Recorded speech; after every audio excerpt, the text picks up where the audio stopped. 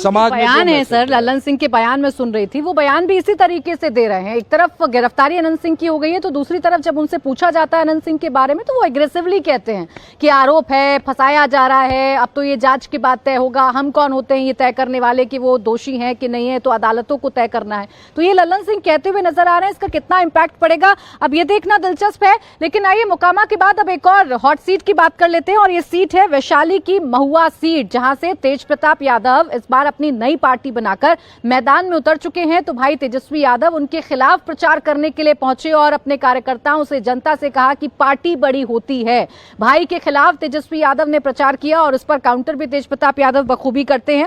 फिलहाल बता दें कि तेज प्रताप यादव ने अपनी अलग पार्टी जनशक्ति जनता दल नाम से बनाई है और वो खुद महुआ से इस वक्त चुनाव लड़ रहे हैं। उनके सामने आरजेडी ने मौजूदा विधायक मुकेश रोशन को टिकट दिया है। मुकेश रोशन के लिए तेजस्वी खुद प्रचार करने उतरे हैं। तो कल तेज प्रताप राघोपुर पहुंच गए, तेजस्वी के खिलाफ उन्होंने भी प्रचार किया।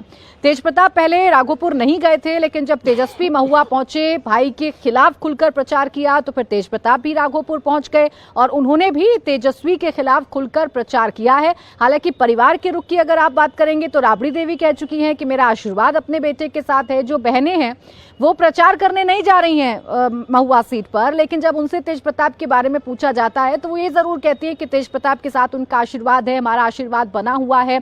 अब क्या कोई संदेश कन्वे होगा लालू परिवार की तरफ से? महुआ में तेज प्रताप की ये सीट कितनी फंसी हुई है, ये सबके बीच में चर्चा का विषय है। अरुण जी, तेज प्रताप यहां से निकाल पाएंगे या तेजस्वी का ये कहना कि पार्टी बड़ी होती है ये बड़ी बात है?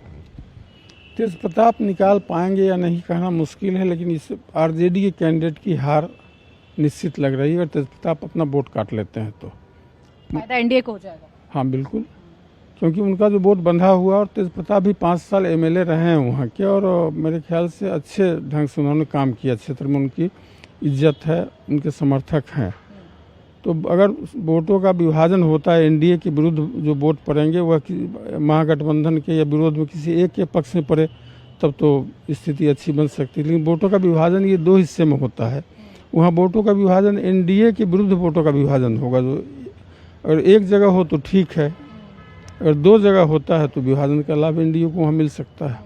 मुकेश रोशन और तेज प्रताप के बीच में वोटों का विभाजन हो सकता है, लेकिन लालू के बेटे के तौर पर भी तो तेज प्रताप की एक पहचान है। अब महुआ से क्या उन्हें हराना आसान है? क्या कोई संदेश जा सकता है परिवार की तरफ से? अभी तो आशीर्वाद की बात कही जा रही है। नहीं, एक तरह से आप कह सकते हैं कि राबड़ी देवी का उनका आशीर्वाद है और राबड़ी देवी का समर्थन भी है। ठीक है, वो खुलकर नहीं जा रहे हैं, पार्टी का मामला है, लेकिन आप देखिए तेज प्रताप किस तरह से कह रहे हैं कि पार्टी से भी बड़ा जनता होती है, जनता जनार्दन होती है। तो तेज प्रताप का जो स्टाइल है वो लालू यादव का स्टाइल है। हम लोग लालू यादव को भी कवर किए।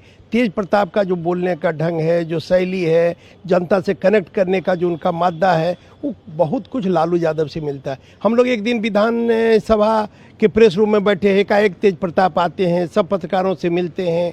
विधानसभा का सत्र चल रहा था, अंतिम सत्र था, आते हैं, मिलते हैं, सबका फ़ोन नंबर लेते हैं। तो इस तरह चीज़ें लालू प्रसाद करते थे, कनेक्ट करते थे लोगों से। और कनेक्ट करने में आज भी मेरा मानना है कि बिहार की राजनीति में लालू प्रसाद यादव से ज़्यादा कोई नेता नहीं है जो जनता से कनेक्ट करता है। रामविलास पासवान भी जनता से कनेक्ट करते थे, उनका भी खासियत रहा। लेकिन लालू प्रसाद यादव लालू प्रसाद है और वो परछाई कहीं न कहीं तेज प्रताप में दिखाई पड़ती। इसलिए मुझे लगता है कि वहाँ जोरदार लड़ाई है और उन्होंने मेडिकल कॉलेज वगैरह खोलने का काम किया, विकास किया।